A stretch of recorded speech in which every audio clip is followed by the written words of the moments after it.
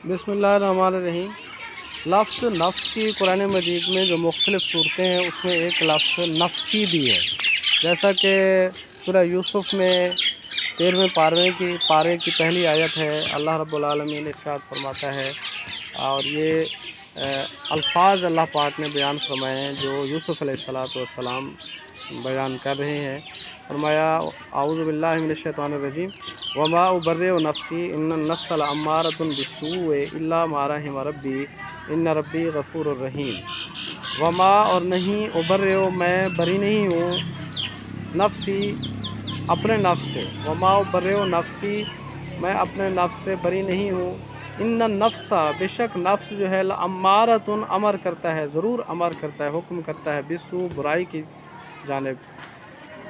इन्नन नफ्स लअम्मारतुन बिस्सू इल्ला मा रहिम रब्बी मगर वो जिस पर अल्लाह का रहम हो जाए। इन्न रब्बी गफूरुर रहीम बेशक मेरा रब माफ़ करने वाला रहम करने वाला है। तो यहाँ पर जो लफ्ज़ नफसी आया है, यहाँ पर यूसुफ अलैहिस्सलाम अपने बारे में बयान फरमा रहे हैं।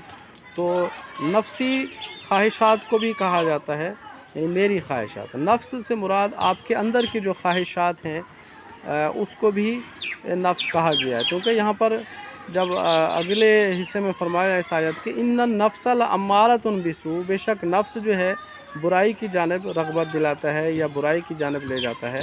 तो अब ये उसका अंदर के ख्वाहिश को भी यहाँ पर नफ्स कहा जा रहा है, जो उसकी दिल की ख्वाहिशात हैं।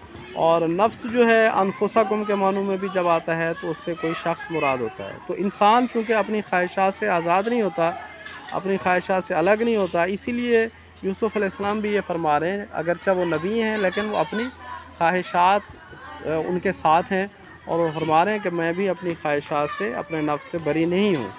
क्योंकि यूसुफ अलैहिस्सलातु वस्सलाम जो है वो अल्लाह के रसूल, अल्लाह के नबी थे और वो ख़ताओं से पाक थे, मासूम थे।